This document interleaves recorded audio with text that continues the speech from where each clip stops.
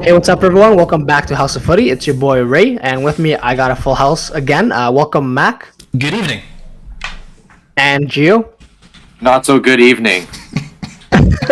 On today's podcast, we're going to be going over the rest of the midweek action from the Premier League, and also we're going to tee up the weekend's action.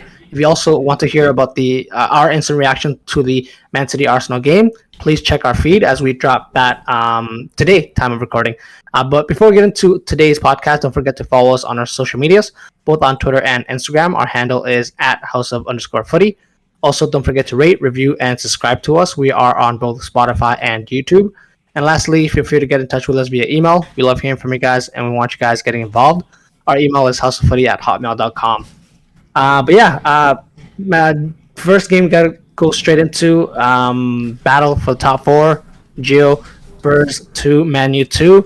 Great start for Man U, getting on the score sheet quite early on through none other than Jadon Sancho, and were able to control most of the first half. What were your takes on that?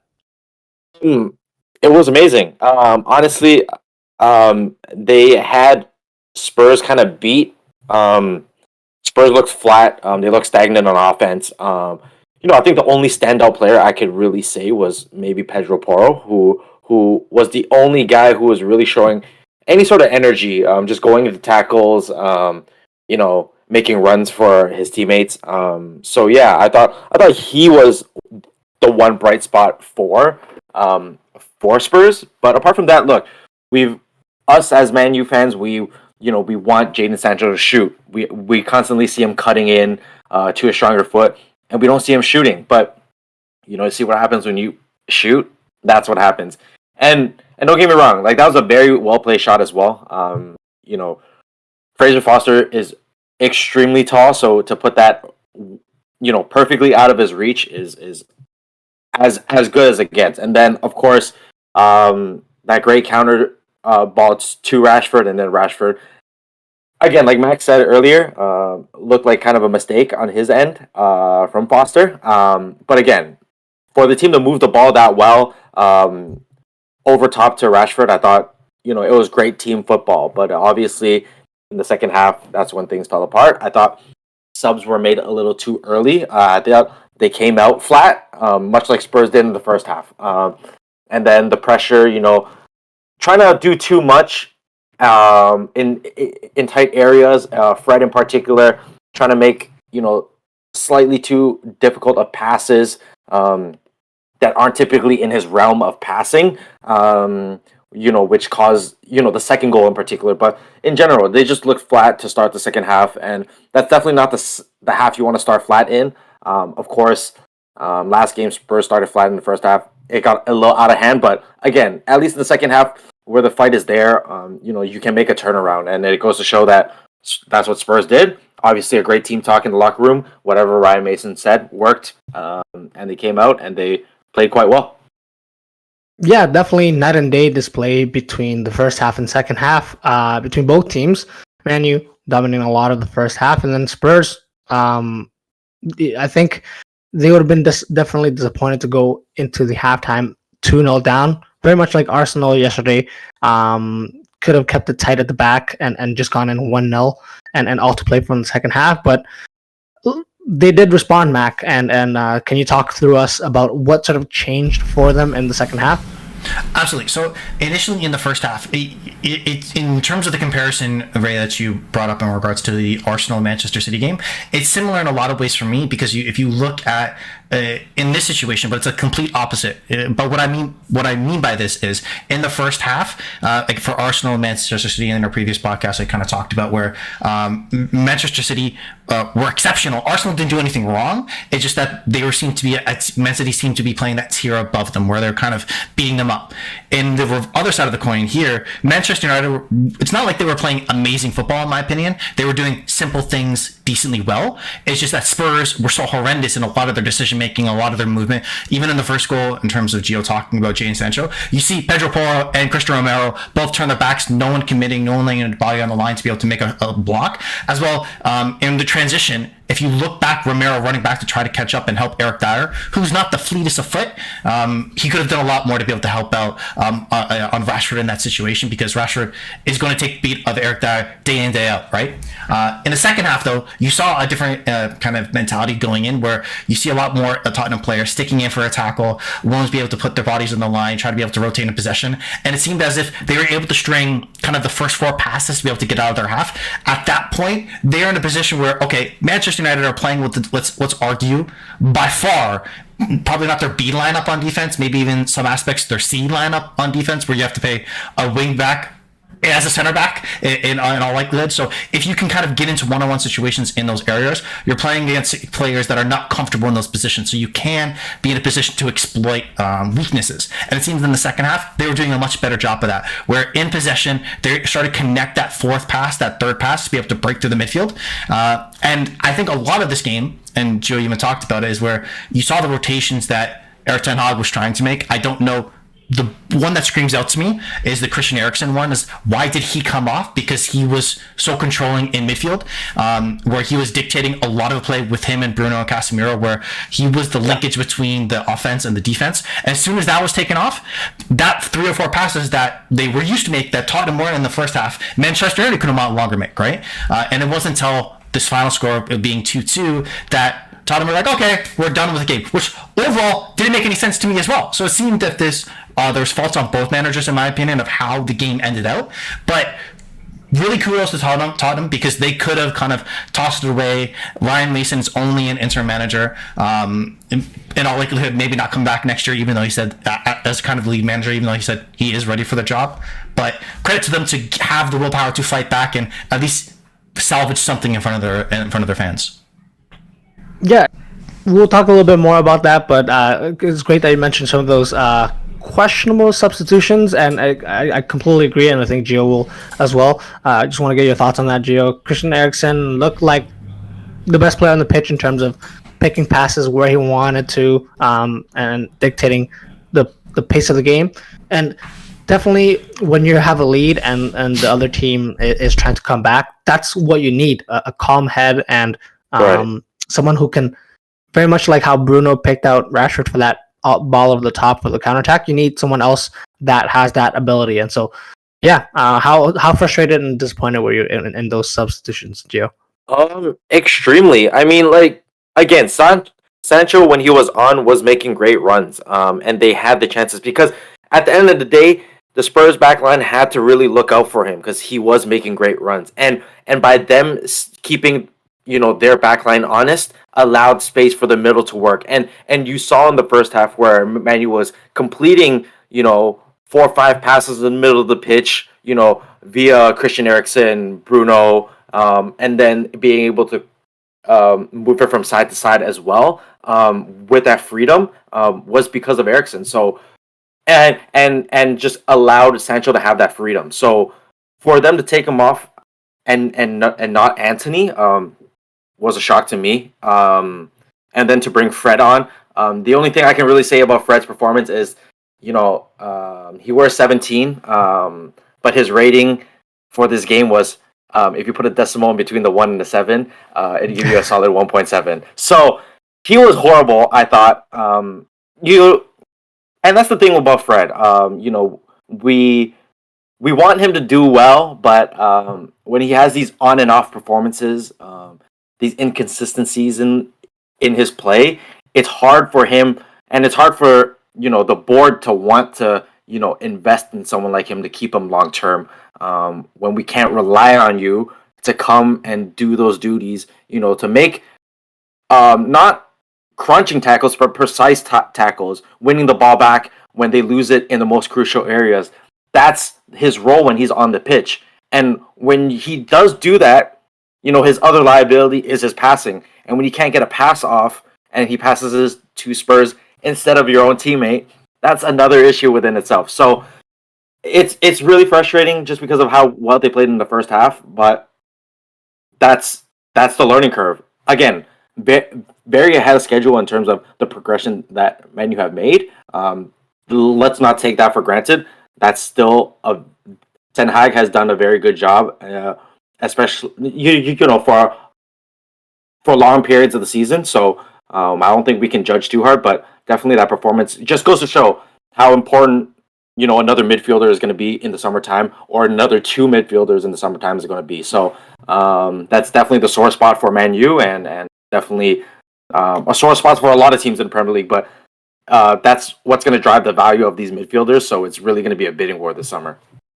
Yeah, completely agree with sort of you see the idea of the first half. That's how I think Man U would want to continue to play. But if you have sort of the drop off in players coming in, it's not going to help your overall game. But Mac, just to finish off this part, Spurs, like you mentioned, uncharacteristically, I guess, just once they got it tied, they didn't really push for it, and you would be confused as to why they are trying to get into the top four. With this being a tie, and now they also have 2 games played more than fourth place Man U at this point. Does this sort of mean that they will not finish in the top 4? What are your thoughts, Matt? My opinion is yes. I think this almost closes the door on their options, just because they're running out of kind of runway to be able to make up the points difference, given the fact that they have the 2 extra games played. So that, I think they're on, if I remember correctly, they're on 33, so they have 5 more games left to play. And they still have a large gap. So you're talking about Manchester United or Newcastle, who both, I would argue, have semi-favorable schedules, or not horrendous schedules. Looking at Manchester United is kind of tough, because you still have Aston Villa, Brighton, West Ham, who are desperate, Chelsea, well, that's actually, never mind, that's not a good team, never mind. So you still have a couple of really tough teams to end up facing prior to the end of the season, so you need a lot of help from other teams, whereas you could have potentially given yourself more of a runway by going out and getting the 3 points here, where in the closing 10 minutes after Son gets that goal, it seemed like at that moment, if you snapshot that single second after Son gets that tap in, is okay, who is going to more likely score the next goal? I think everyone watching would have been Spurs, because all the momentum was in their favor. Well, for whatever reason, and it confounds me, is that Son comes off, I understand, for a defender in Tanganga. So why? You're on the front foot. I understand you just had previously brought on an attacker in Danjuma, but you're on the front foot. You're on possession. You're pressing very well. The Manchester United defense was a little bit shaky. Instead, you decided to step off. Okay, fine. We'll happily take a point. And now, because the key part here is not just taking the point, but you're also in this situation giving the point and staying on level terms with the opposition that you're chasing down. So tactically wise, it made no sense. I guess morally, or not morally, that's not the right word, but not ethically, I'm trying, club morale, that's what I'm talking about. Okay, at least we got a point, at least there's progression, there's some sort of positive mentality in around the club, where it's hey guys, we didn't lose, Wins, yeah. For me, I could understand that to a certain extent, given how poorly this club has played, and the team has played over the last couple weeks, but given the situation they're in, I thought it was a poor decision. And I think right now they're in all likelihood, their best shot is finishing 5th. I think I think it's going to be too far for them to get 4th place. Maybe a different team that we'll talk about later, I think, has a better shot than them, actually. Okay, well, right now, currently, it's Arsenal, Man City, Newcastle, and Man U. So it's keeping on that top 4 race. Gio, Newcastle were 4-1 winners. Sorry, 4-1 winners. At Everton this midweek, and hey, we had questions about them maybe not being able to score around the middle point of the season. All of those doubts, I think, have gone out the window, because they're just balling out. What were your take on that game, Jim? Yeah, no, I thought they played a fantastic game. I thought through right out the gates, they knew what they wanted to do, and Everton really couldn't do anything to stop it.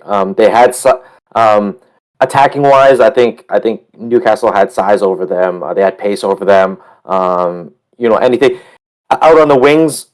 I know Max, former favorite Arsenal player, Joe Willock, had himself a game. No, he played well, Mac.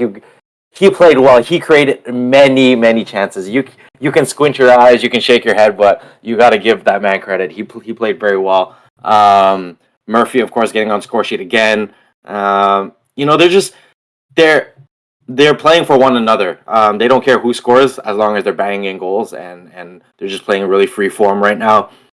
And they trust And the thing is, they trust one another very well. That's why they're able to, run so freely, cross balls in so freely. They're playing with the utmost confidence, and they can't seem to stop scoring. Like, of course, they conceded another one today, but really didn't mean much at that point. They could have had a fifth, but that was called back. But just dominance, and I think they're, and to put it in simpler terms, I just think they're extremely deserving of third spot.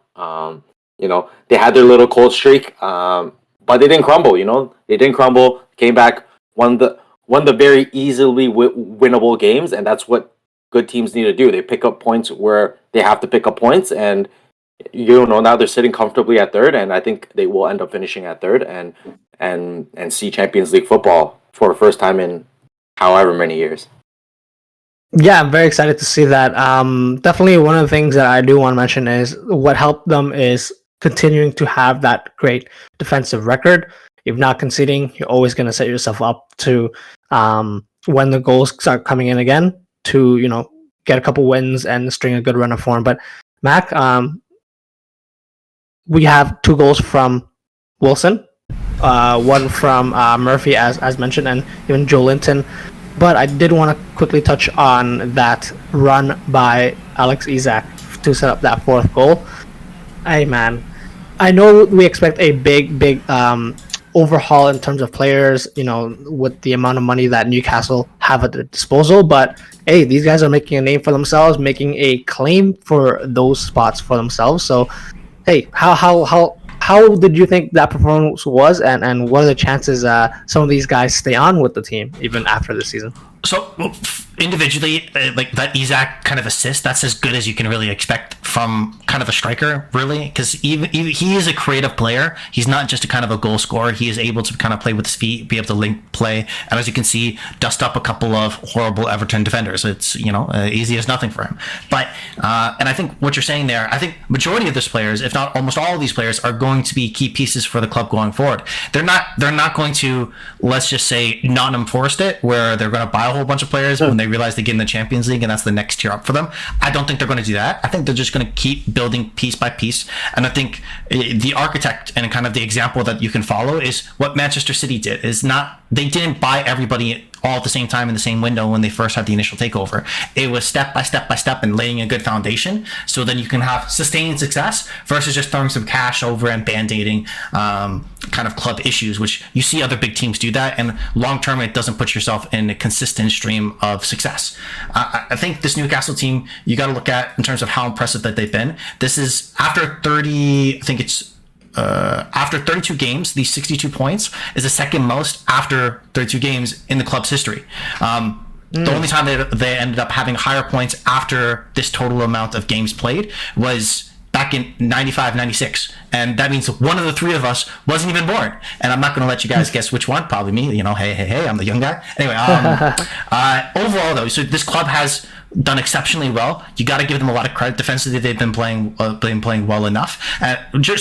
Beginning of the season, defensively, they were playing amazing. Offensively, playing well enough. So even after the shift has changed more over where they have these offensive talents and kind of go out and play a little bit more, they've still been just as successful. So overall, I think Gio's spot on in terms of them being in the top 4. In my opinion, if you were to ask me which team of the 2 teams between Newcastle and Manchester United is more likely to stay in the top 4, I would pick Newcastle. The run of games is a little bit easier, as well as in terms of how well they've played goal difference wise, they're so superior. And third, in terms of goal difference is plus 32, comparison to Manchester United's plus 9. So you're getting more consistent performances. The reason why they haven't kind of shelled out is they haven't won as many games, right? But I think through the rest of the games that they're playing, they have Southampton next, should be an easy 3 points. Arsenal. So overall, I think that they're in a very sound position, and a team that is going definitely this summer, and we're going to talk about it, of course, a lot over the time, is going to be dangerous for sure. Yeah, I'm excited to see that. But let's take a quick break here, guys, and then we'll review the remaining games from midweek and preview some interesting matchups for this weekend. So stay with us. Welcome back to House of Footy, guys. We're just gonna quickly touch on another game that took place in the midweek. Nottingham Forest at home to Brighton, 3-1 winners, and this was a much needed win for Nottingham Forest, and unfortunately for Brighton, off the back of that disappointing FA Cup semi-final loss. unable to go back into get back to winning ways. What were your takes on this game? Overall, I thought this was an absolutely vital performance from Nottingham Forest. I thought in some ways they were fortunate because in the first half they missed a penalty, they fell behind to Brighton. Seemed like they were in a tough position because we all know Brighton's quality. But in the last, let's say, half an hour, they kind of roared back. Maybe it was more so in terms of Brighton being tired, not really having the legs for the rest of the game, considering going in, most of the majority of these players that played for Brighton also played in the extra time against Manchester United in the weekend. But this is absolutely vital for them because they pulled them out of the bottom three relegation. They still are in a very tough spot. But every point is vital for them right now. Every point is absolutely necessary because they're still 1 point clear, tied right now, still tied with Leeds, who are also on 30 points, and one position had them due to goal difference. So in all actuality, they kind of play that as they're 1 point behind. So they're still fighting for everything that they can get down there at the bottom. And then arguing, I think that they're looking at the math is that you need to be in and around to feel comfortable, maybe 37 points. I think that's the kind of the thumb line that a lot of people are looking at in terms of being able to get there. And this is a matchup where going in, you could have expected Nottingham Forest to be in a position where like, okay, you know what?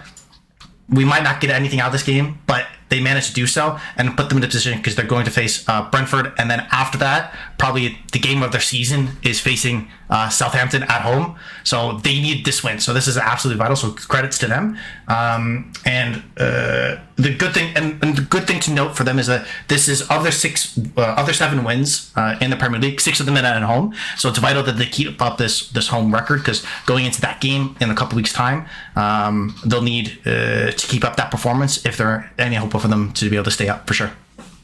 Yeah, you gotta stop picking up wins, especially in this part of the season. Now moving themselves out of the relegation zone by 1 point. Gio, your take on if Forest is able to stay safe for the season? It's definitely gonna be a tough call. I think there's better teams that are in the relegation zone. Like this Everton side can salvage points. They can salvage points. They are a team that can salvage points. I'm not saying they're better than them. I do think they're better than them, just because Nottingham Forest puts a different 11 out there every single week, and it's hard to kind of gauge where they're at in terms of progress, whether it's actually progression or it's just stagnant. But yeah, no, I think Leicester can still salvage their way out of there. Leicester as well. Leicester and Everton as well. They're not far back. One win changes everything for them. So, it's a tight race between, obviously apart from Southampton, the bottom 3, the top 2 of the bottom 3, I guess. It's still anybody's game to fall into that zone. So, Nottingham Forest obviously getting a crucial win here. They need to build momentum as quickly as possible, but not get ahead of themselves, and that's going to be the most important thing. That is just one win, but this win gets you out of the relegation zone. Now you stay out of the relegation zone, and how are they going to do that? So it's going to be a very great managerial duty to see what he can do with them and try his best to keep them out, but it's going to be tough. Yeah, for sure. We'll definitely keep an eye out for that. But I guess we'll move on to a different game that took place midweek. Liverpool were 2-1 winners away at West Ham. This game wasn't a game that I watched personally, even though Liverpool is a team that I support. But I think a very important win for Liverpool to continue the wins that they are, sort of the run of form that they're in. And hey, you get goals coming from Cody Gakpo and Joe Matip, which I have no idea how he was able to find that much space from a set piece against this West Ham team, who we know is so good at defending set pieces. But Paquetá also got on the score sheet, actually the first goal scorer of this game. So, bright spots for both teams, which tees up a very, very important matchup this weekend that sees Liverpool take on Spurs at Anfield. And so, Gio, what are your thoughts on either of these teams having a chance to finish in the top 4? You're talking about Spurs and Liverpool, right? Correct. Yeah. I don't think either of them are going to finish in the top 4. I think Liverpool have a great chance of making it a fifth. Again, they do lack a lot, and those habits aren't gone. They're habits, and they're gonna stick. So, especially the bad ones. So, yes, they have won a big game from West Ham.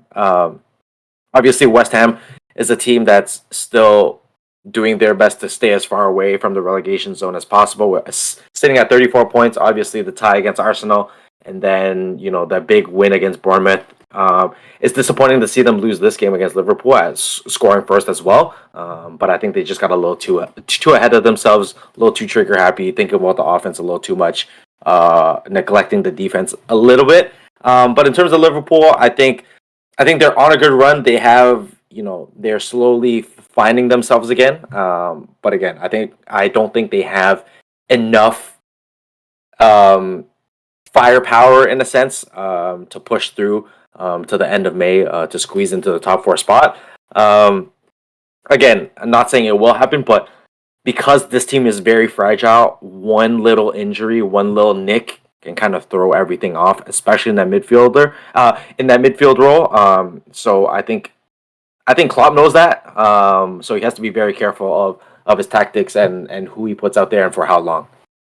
Yeah, for sure. And if Virgil van Dijk, who I think we haven't spoken as much of in our podcast, I know I mentioned to you guys privately that his performances have dropped off quite significantly this season. That's always been a spot where Liverpool were quite safe in, but nowadays, especially with that chance where Bowen's disallowed goal went in, questionable defending for them in that period of time. But yeah, I do agree with you, Gio. Just it's been left too late, I think, for Liverpool for that top four race. But in this game, Mac, what are your chances of? What do you think the chances are for Liverpool or Spurs to come up with a win?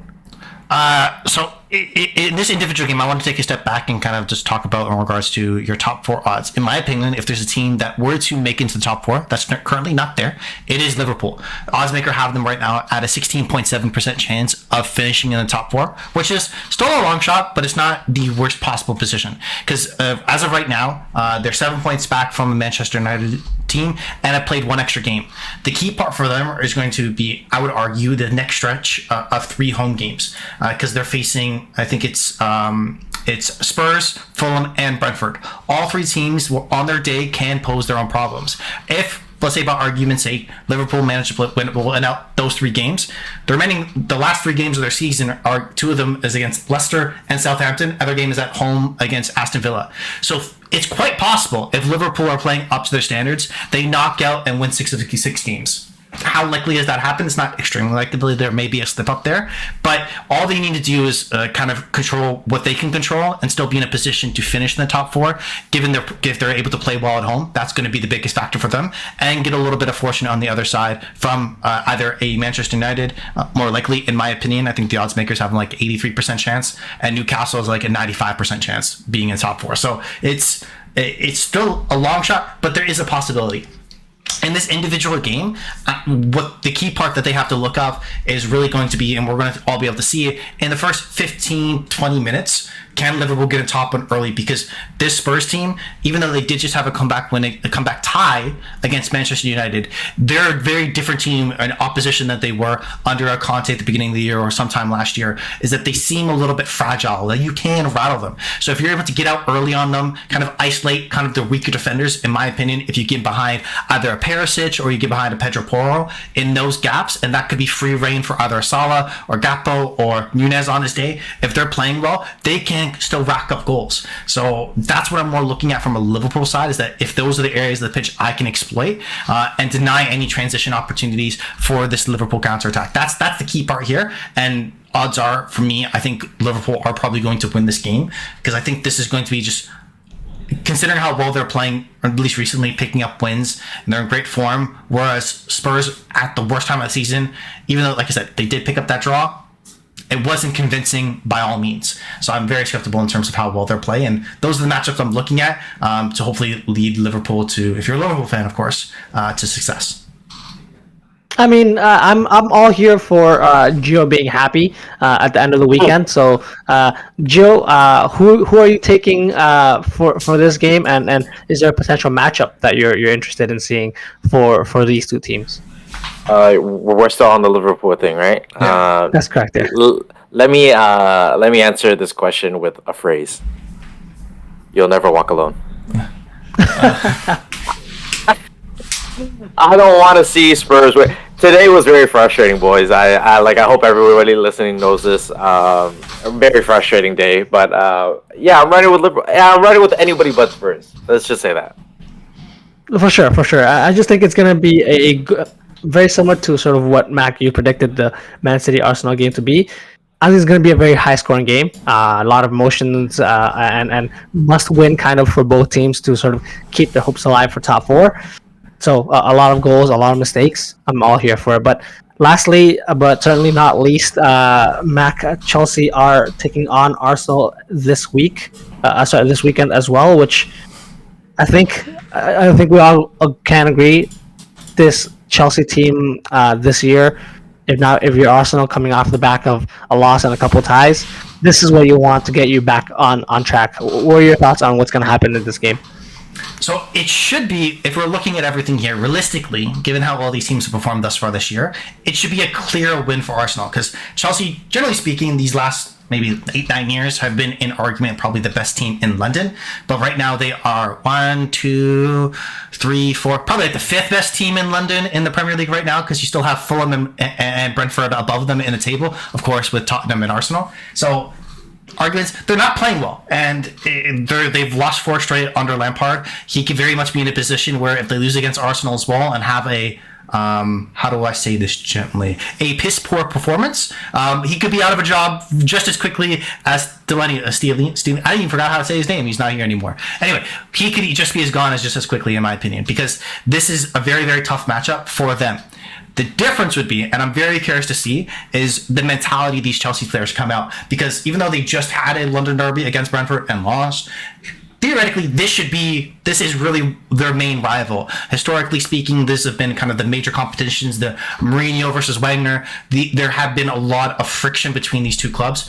Deservedly so. So this should be a performance that come out, hey, you know what? We're trying to be able to make sure that we can put on a performance. I understand it's away at the Emirates Stadium playing at London, so it can be playing in London, so it can be very, very tough. But this is something we need to come out and at least show a little bit of spirit, show a little bit of heart. It'll be interesting to see if they can do that. They haven't really shown that, so I would be surprised if they were to do it. But if there's a potential wake-up call on the schedule for something to kind of get their juices flowing, get them aggressive, get them ready, get them fired up to go in and at least stick in and make this a difficult matchup for Arsenal, this has to be the game to be able to do it. Again, I'm highly doubtful. The only kind of edge that they do have in some ways is that this is Arsenal's worst run of form in the Premier League this season. They've gone 4 games in a row without a win. Thus far, there was like a session at the beginning of January, they went 3 games without a win, like 2 draws and a loss. This time, it's 3 draws and a loss, right? So they're in a very, very tough. Very recently, we've all kind of talked about how well they've not been playing, kind of the gaps that they have. So maybe there is a way for Chelsea to come back. I don't see it. I think this is definitely a statement performance, Arsenal. If they are going to show their progression, their credentials, they're going to come out and take a quick bite of this Chelsea team. Hopefully get on the board 2 or 3 goals early in the first half. I wouldn't be surprised about that because when Arsenal are playing well, that's what they tend to do. They come out with a quick goal and punch again right away afterwards, and then hopefully get me in a position where they're actually able to see out all 3 points. But overall, hopefully Arsenal come out and play a little bit better and, don't get another draw after winning position, right, boys? Yeah, hey, I'm very, very interested to see how Arsenal will approach this because, yeah, you might be a little more cautious coming off of a loss, but hey, it's Chelsea of the season. Gio, I'm thinking you leave a defender at the back by himself, you're safe. Because I don't see this Chelsea team score. What are your thoughts, Gio? It's not holding. 2 defenders. Hey, two defenders. Hey, listen. If Arsenal needs to win any game, they need to win this one. After a loss like that, they need to come back and win, just to show the league like, yeah, Man City are still, quote unquote top dog, but we're a force to be reckoned with for years to come, and we can't let this laughing stock of a club at the moment, who's had the roughest season ever, come come and beat us. No shot, no shot. Whether it's at Stamford Bridge or whether at the Emirates, no shot can Arsenal let them win. They have to come out guns a-blazing, and they have to score early and often just to kill the spirits and boost their spirits right back up. Because again, they still have to finish strong. There's no reason that they should be dropping too many more points. Draws here and there. Yes, I think they've secured second, but you don't want it to get any worse. Obviously, if they lose the last however many games, which I think is near impossible, if they were to lose every game till the end of the season and Newcastle wins every game till the end of the season, that's possible. But I don't see that happening, nor should they even let that be a consideration for anybody to talk about. So that's why they need to come out and kind of flex their muscles again. Yeah, for sure. It was, I think, confirmed after the Brighton game that now Arsenal have secured the top 4 positions, and there's still a chance for the title. And I'm sure that if you're looking at it from sort of your objectives at the beginning of the season, it was still top 4 for Arteta. So he's gonna go to his guys and say, "Hey, we've made top 4. Let's see how much we can achieve above that." And the more you win, the closer you theoretically get to Man City. You hope for a mistake on their end, but all you can do now is win out, and this is the best way sort of to approach that with this game coming up. Mac, your thoughts? Yes, I just wanted to jump in there in terms of that, because Arsenal right now, I total odds favor right now about 10% odds to be able to win the title, which obviously is still very much a long shot there. But like you said, I think winning out is important. The last part of this game that I want to talk about is it'll be interesting to see if there are any Arsenal changes to their lineup, because these last couple of games you started with Gabriel Jesus up top with Saka and Martinelli on either side. I wouldn't be surprised if you see Trossard come in for one of those players, maybe a Gabriel Jesus, to be able to kind of play it a little bit, because he was starting. He played very, very well for them, and having at least a little bit of change there. Myself personally, I would love to see Emile Smith-Rowe get on the pitch, because he did come on to be able to play against Manchester City. Played decently well, in my opinion. So if you're able to get him in a starting lineup, or at least come on for a large section of the game, I think that would be a big boost, because you do want to win out for the rest of the season, but it's more about setting the correct mentality, is where, hey, Arsenal don't lose 2 in a row. That's more their approach. We don't drop games 2 in a row. We've done it too many times now. It's unacceptable. We need to get back to winning ways, and that's what the standard of club that they're trying to be. So a game like this, maybe a change is needed to get them back to what they were doing previously. Yeah, I'm very interested to see what this game has in store for us, which we will definitely be reviewing in our next podcast. That being said, this concludes our podcast for today. If you like what you heard, please like and subscribe to us on our social medias. That's at @house_of_footy. If you have any comments, suggestions, or general banter, get in touch with us via email, houseoffooty@hotmail.com. The next time you hear from us will be Monday, when we review the weekend action from the Premier League. And we'll also look ahead to what is next in the Premier League for the respective title race, top 4, European spots, and relegation zone. So on that note, thank you, Mac, for joining us. Peace out. Thank you, Gio. Take care, guys. See you soon.